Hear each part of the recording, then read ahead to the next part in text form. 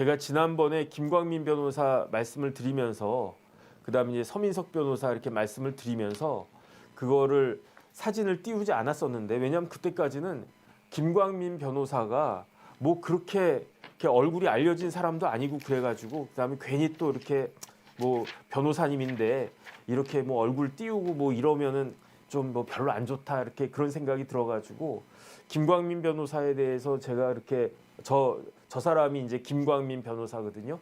그래가지고 제가 그렇게까지는 안 했었는데 근데 지금 저 양반 하는 걸 보니까 너무 상식에 반하는 것 같아요. 변호사가 저러면 되나? 저는 그런 생각이 들어가지고 그래서 다시 한번 찾아보고 김광민 변호사는 어떤 사람인가 이 부분에 대해서 말씀을 드리는 게 좋겠다 그 생각이 들었어요. 김광민 변호사가 1980년생이에요. 그러니까 지금 뭐 우리 나이로 치면 뭐 한 43살, 4살, 40대 한 초반 정도 되는 그런 나이인 거죠.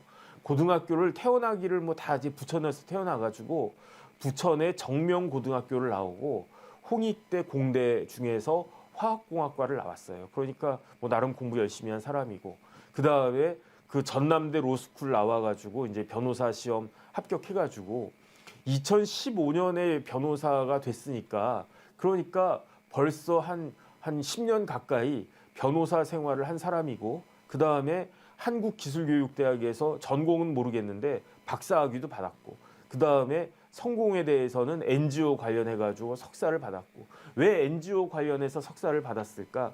정치하고 싶으니까 정치하고 싶은 마음이 있으니까 그러니까 이제 NGO 그 시민단체죠 관련해가지고 그 다음에 성공회대 또 NGO 관련해가지고 성공회대가 나름 그 이름이 있는 그러한 학교니까 성공회대에서 NGO로 석사도 받고 그 다음에 민변에 가입해가지고 민변에 부천 지회가 있는데 거기 지회장도 하고 그다음 이제 부천시 고문변호사도 하고 그러다가 2022년에 지난번 지방선거에서 경기도 의원이 됐다. 일단은 그런 생각, 그 커리어가 그렇게 나오거든요. 그런데 아니 그 변호사를 10년 가까이 했는데 어떻게 변론을 저렇게 하고 그다음에 말도 안 되는 저런 어거지 주장을 갖다가 할 수 있을까? 저는 어쨌든 그런 생각이 들고요. 그건 좀 굉장히 유감이다. 저는 그런 생각이 들고 뭐 시민단체 활동하고 하는 거는 괜찮아요. 저도 시민단체 공동대표 하고 있거든요. 소비자주권 시민 그 연합이라고 소비자주권 시민회의라고 우리 단체 이름도 갑자기 틀려버렸네. 소비자주권 시민회의라고 거기 이제 제가 공동대표 한 2, 3년 됐나요? 맡고 있는데 뭐 하는 일은 별로 없고 그냥 누만 끼치고 있다 그 생각을 하는데 뭐 변호사들이 그런 일 하는 거는 다 괜찮다. 어쨌든 그런 생각은 드는데 그런데 어떻게 변호사라고 하면 법조인이라고 하면 상식에 부합하는 말을 해야지 본인이 4월 4일 재판할 때 그 이화영 부지사하고 말을 나누는 과정에서 이화영 부지사가 얼굴 시뻘개지고 그 다음에 이제 검사실에서 쉬다 갔다 이러한 진술까지 이끌어냈으면서 그 다음에 그 내용이 그 공판 조서에 다 기재가 되어 있다라고 하는 걸 몰랐을 리가 없으면서 어떻게 나가가지고 이화영 부지사가 술을 안 마셨느냐 그렇게 이야기할 수 있느냐 저는 그런 부분들이 조금 말이 안 된다 그 생각은 들고요. 그 다음에 기사를 갖다가 이제 좀 확인을 갖다가 하다가 그러다가 뭐 재미있다라고 할까 좀 독특한 걸 갖다가 찾았는데 아까 그거 조금만 다시 그 사진 좀 띄워주세요. 제가 사진 말씀드렸잖아요. 그 밑에 뭐라고 되어 있습니까? 나는 학폭 가해자. 사죄하러 변호사 됐죠. 언제적 이야기다? 2023년 4월 1일. 그러니까 그 김광민 변호사가 경기도 의회 의원이 된 다음에 그 다음에 김광민 변호사가 이화영 부지사 재판을 맡은 거는 2023년 7월부터였어요. 그 이전까지는 서민석 변호사가 재판을 원칙대로 재판답게 그렇게 쭉 하다가 그러다가 이제 그 이화영 부지사 그 사모님 백 여사가 막 그런 다음에 서민석 변호사 해임 당하고 그 다음에 들어온 사람이 김광민 변호사거든요. 근데 제가 쭉 웹서핑을 하다 보니까 학폭 가해자 사죄하러 변호사 됐죠. 이게 무슨 말인가 해가지고 기사를 찾아봤더니 그러니까 이제 김광민 변호사가 가해 청소년이었대요. 고등학교 때 특수 폭행으로 출석 정지, 정학. 쉽게 말하면 출석 정지가 우리 때는 정학이지, 정학. 그 유기 정학. 그다음에 특수 절도로 강제 전학 조치를 받았대요. 그러니까 이 김광민 변호사가 고등학교 때 부천의 정명고등학교를 나왔다라고 했는데 근데 원래 정명고등학교가 아니고 더 좋은 고등학교 뭐 부천고등학교나 뭐 그런 데였나? 어쨌든 고등학교 때 특수폭행도 했고 특수절도도 했고 그래가지고 특수절도를 했다라고 하는 거는 여러 명이서 뭐 슈퍼 같은 데에서 뭐 편의점 같은 데에서 아니면 뭐야 뭐 이마트나 뭐 그런 데에서 뭐 좀 쓱싹했다는 이야기인가? 어쨌든 그런 일이 생기니까 뭐 학폭에다가 그 특수절도까지 있었으니까 강전 당했다는 거죠. 뭐 요즘은 줄여가지고 강전이라고 그러지 않습니까? 그리고 난 다음에 그 변호사가 됐는데 그리고 난 다음에 부천 정명고등학교를 졸업했다고 했는데 정명고 이전에 다른 학교를 다녔다는 이야기죠.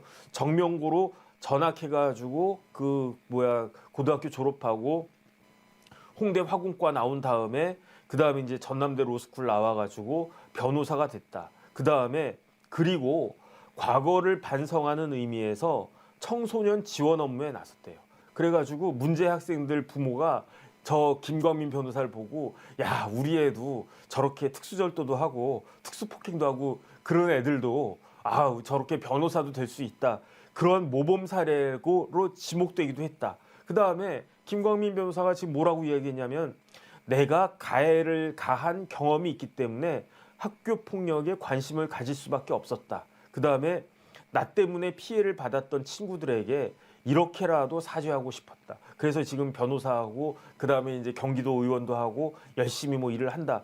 다 좋은데 근데 이제 김광민 변호사 뭐라고 이야기했느냐.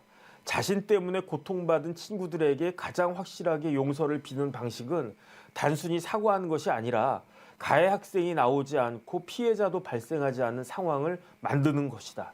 그 다음에 그렇기 때문에 김광민 변호사가 주로 학폭 가해 학생 또는 소년 범죄자를 주로 변호하고 있는데 그 이유는 이들이 더 나쁜 길로 나가는 것을 막기 위함이래. 그 다음에 그 피해자의 고통을 보고 안타까워하면서 가해자들한테 모든 비난의 화살을 퍼붓는데 그래도 김광민 변호사는 뭐라고 이야기하느냐.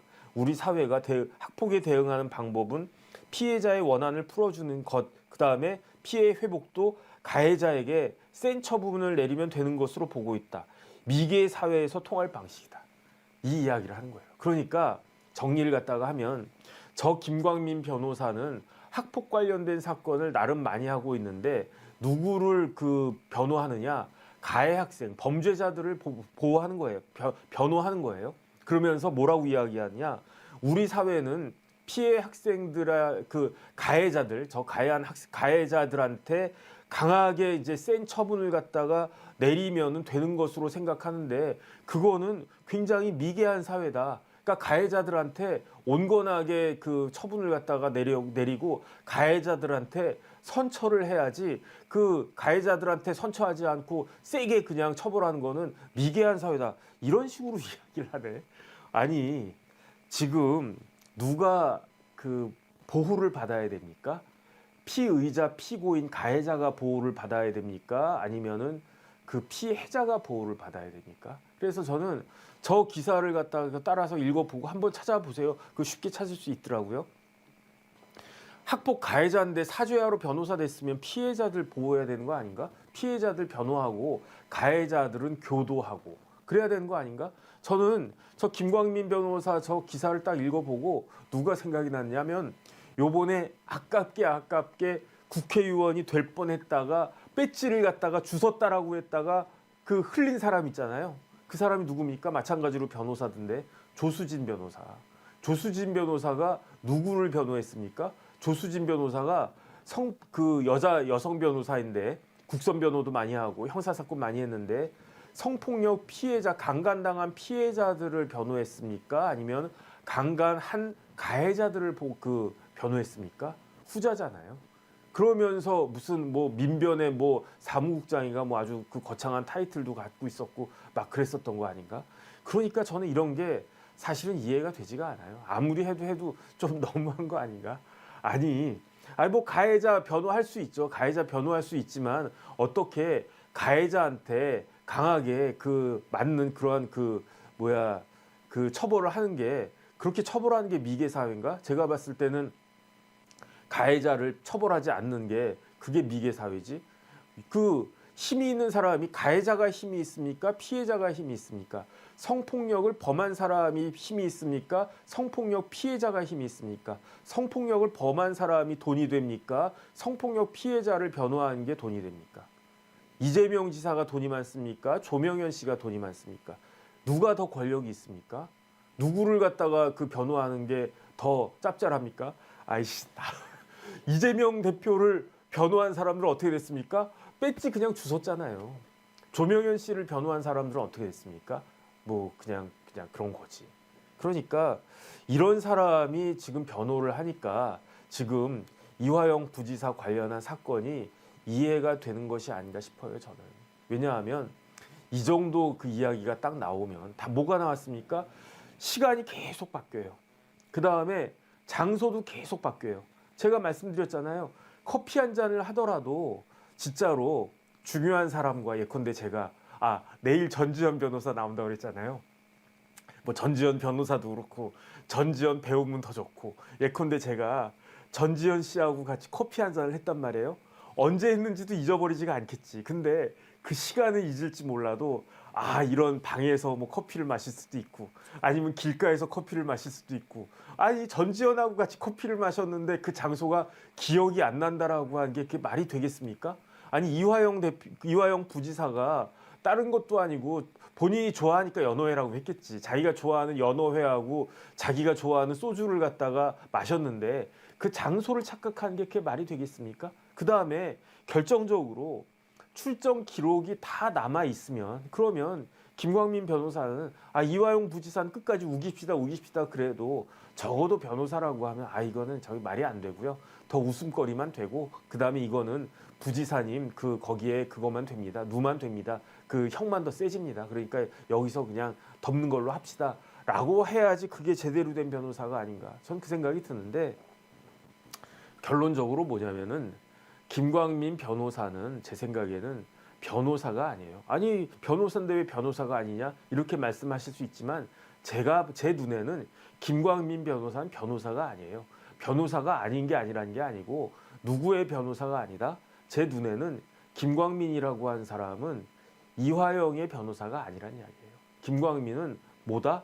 이재명 대표의 변호사 아닌가. 저는 그런 생각이 듭니다. 그래가지고 그런데 이런 식으로 계속 우기고 이런 식으로 계속 주장하고 하는 거는요. 우리나라 국민들 얼마나 똑똑합니까?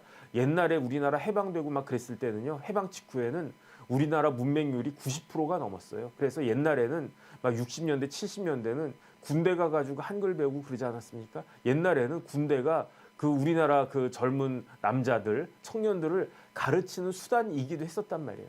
그랬던 나라였지만 지금은 우리나라처럼 우리나라처럼 대학생 많은 그 나라가 있습니까? 옛날에는요 대학생이 진짜 특권 계층 같았다고 그랬단 말이에요. 옛날에 대학 간 사람 뭐 몇 명이나 있었습니까? 그런데 지금 우리나라는 전 세계에서 거의 제일 똑똑한 나라 아니겠습니까? 그런 나라 국민들을 상대로 해가지고 이렇게 말도 안 되는 상식적으로 말도 되지 않는 진짜 뭐 국민들을 뭐 꿩으로 생각하는 건가? 꿩이 저는 못 봤는데 꿩이 이제 모래밭에다 이렇게 대가리 쳐박고 자기 숨었다라고 뭐 생각한대나 뭐 어쩐대나 국민들 그런 식으로 생각하는 거 아니겠습니까? 저는 어쨌든 그런 생각들이 들기 때문에 이런 부분들에 대해서는 빨리 인정할 거 인정을 갖다가 하고 그 다음에 국민들한테 죄송하다 미안하다라고 사과를 갖다 하고 그 다음에 6월 7일에 수원지방법원에서 그 신진우 부장판사와 그 주심 판사가 어떤 식의 판결을 내릴지 숨 죽이면서 그 기다리고 있는 것이 그게 맞겠다. 저는 그런 생각이 들고요. 이런 이야기로 더 이상 방송 전파가 낭비가 되는 일은 없어야 되겠다 그 생각이 들었습니다.